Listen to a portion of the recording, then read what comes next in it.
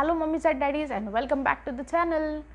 आज हम देखेंगे कि हॉस्पिटल बैग में डिलीवरी को जाते समय हॉस्पिटल बैग में कौन कौन सी चीज़ें हमें लेके जानी है, कौन कौन सी चीज़ें वहाँ पे लगती है एंड जो इम्पॉर्टेंट होती है।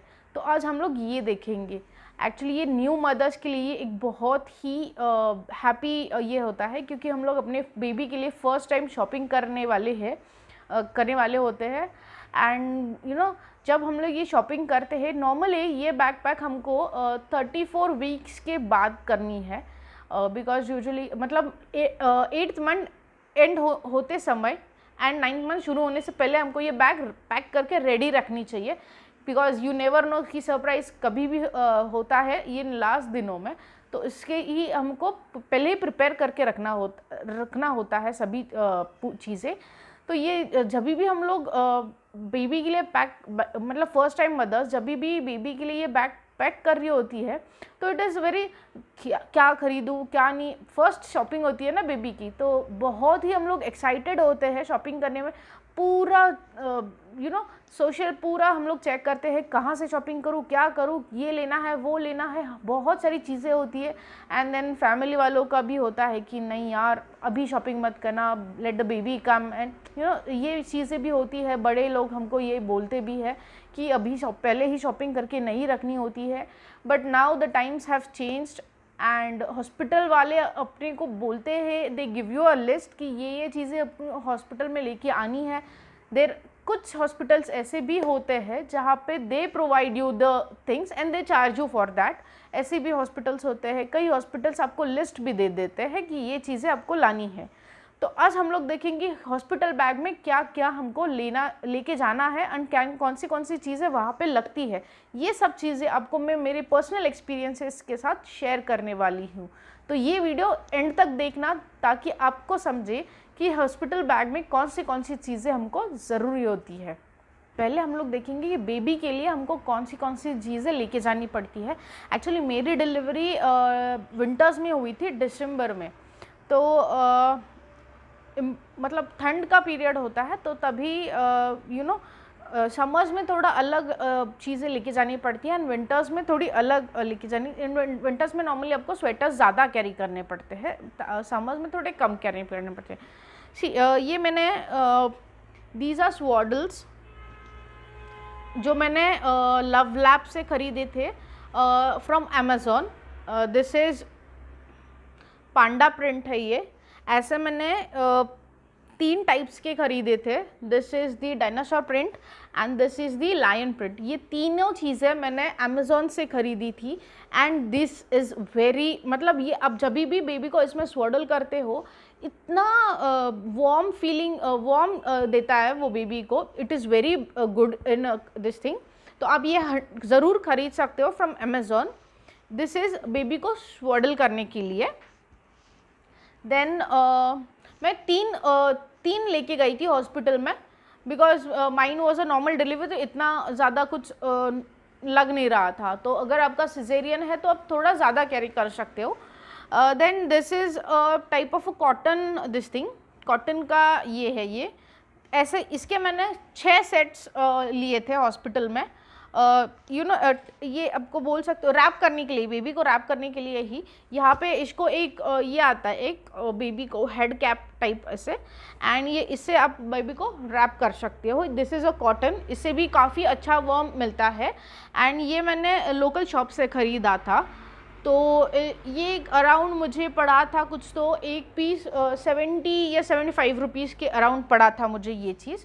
एंड देन मैंने फिर और एक चीज़ ये ली थी, बिकॉज ठंडी थी तो मैंने ठंडी के लिए ज़्यादा चीज़ें ली थी।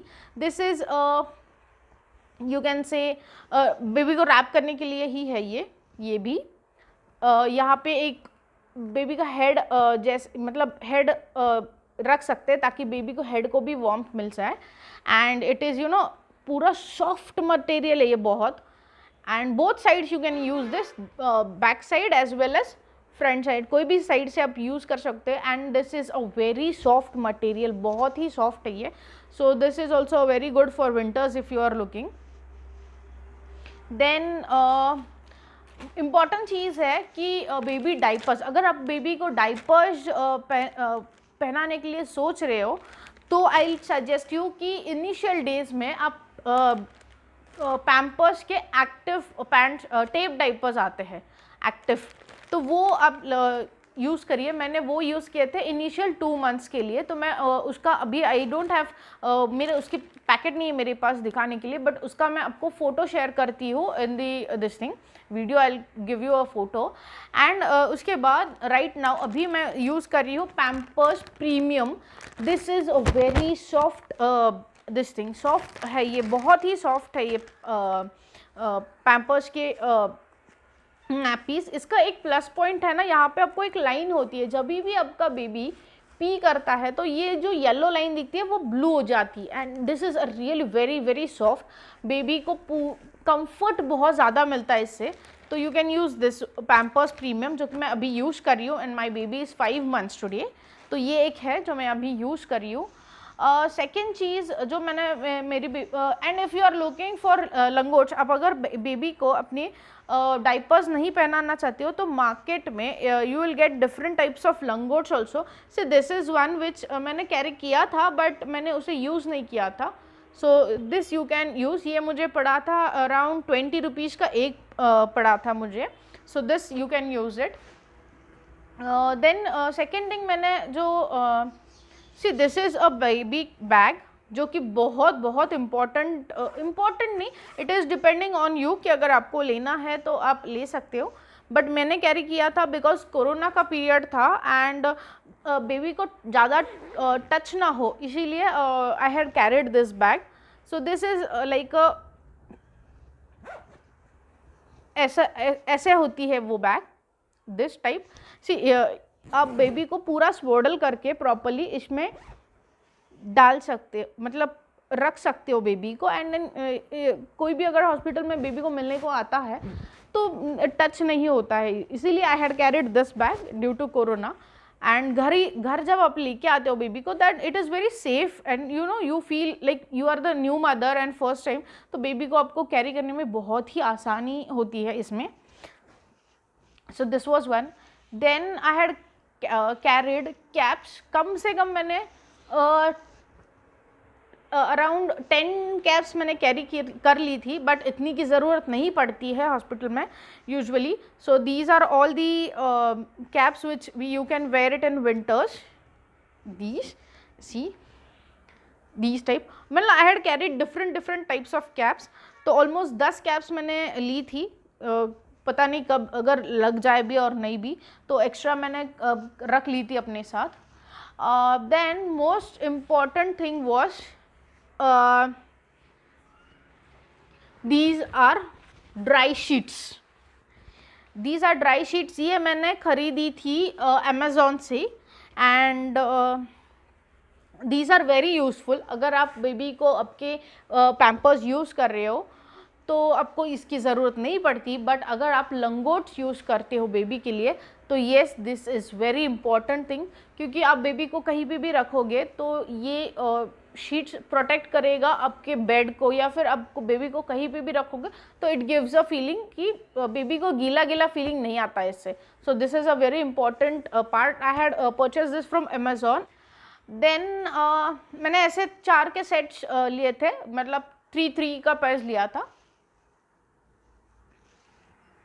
देन आता है इम्पोर्टेंट बेबी के सॉक्सेस एंड मिटन्स। सो ये सॉक्सेस एंड मिटन्स के मैंने ऑलमोस्ट 6 to 7 पेयर्स खरीद लिए थे, अलग अलग टाइप्स के। मिटन्स इनिशियल डेज में बहुत हेल्पफुल होते हैं बेबी के लिए, and socks are also you know, क्योंकि बेबी जस्ट नया नया होता है and baby needs a warm feeling, तो इसीलिए ये दोनों चीज़ें भी इम्पॉर्टेंट होती है।